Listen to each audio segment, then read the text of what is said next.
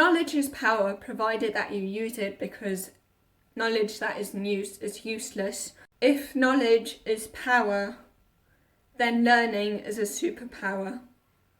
Unfortunately, learning can be very, very tiring and take a lot of time. So how can we learn faster? In this video, I'm going to share 7 tips by Kwik for how you can learn faster.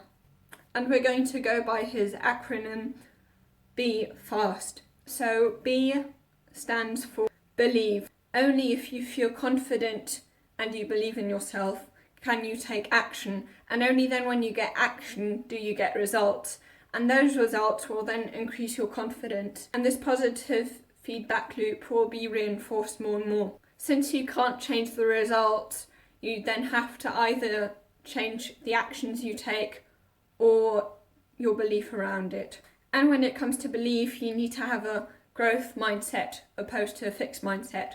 So a fixed mindset would be if you get, let's say, a D at a maths test and you think, okay, this just goes to show how stupid I am, and now I know that there's no point studying for the next test because I am going to fail it anyway because I'm simply stupid, and there's no way that I can change it.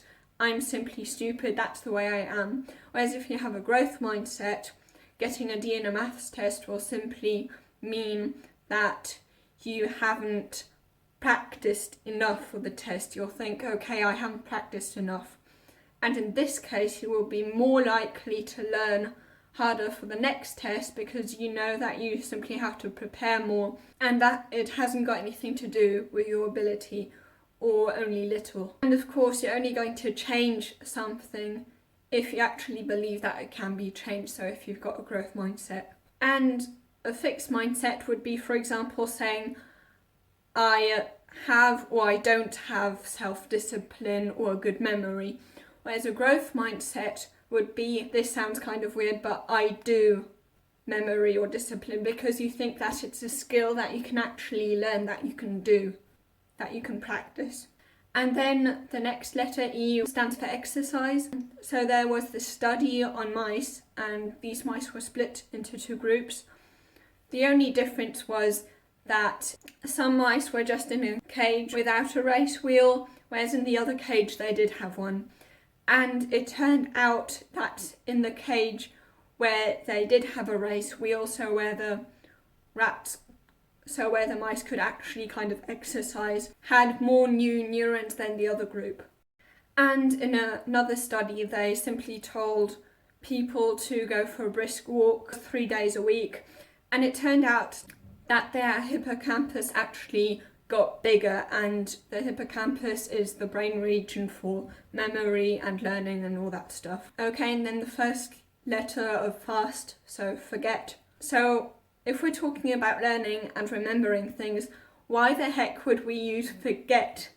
Why should we then forget things? So of course you shouldn't just simply forget everything you learn, that would be stupid. But you should forget the fact that you know so much about a certain subject. You should always have a beginner's mindset. If you look at children, they don't know much, but they're such eager learners simply because they've got this beginner's mindset. They don't know much, and therefore they think they're curious. And it's very difficult to be curious if, like adults, you think that you already know everything, and then of course you're not going to be curious and learn more. There's this quote that I really like, and it goes something like this. If you aren't embarrassed about where you were 12 months ago, then you haven't learnt enough. So of course I'm not telling you that you should be ashamed if you haven't learned. Of course I'm not telling you that you are supposed to be embarrassed. However, I think that you should always make sure that in the 12 months that you actually change your beliefs and learn new things, that you develop yourself. And then A for active. There's this quote by Confucius, which you might have probably heard. What I hear, I forget. What I see, I remember. And what I do, I understand. And either way, if you don't use your knowledge, then it's really useless. Knowledge that isn't used is useless. If you know something you don't use, then you don't know it. That's a quote by Stephen R. Covey. And then S stands for state. and that means that learning is state dependent, which means that you want to be in a rather good mood if you're studying. When you're studying, you want to you don't want to be very, very stressed or bored. You want to make sure that the challenge to skill ratio is just perfect, so that you're a little bit challenged but not too challenged, not overwhelmed. Because if you're overwhelmed, that will lead to stress, and if you're underwhelmed, that will lead to boredom.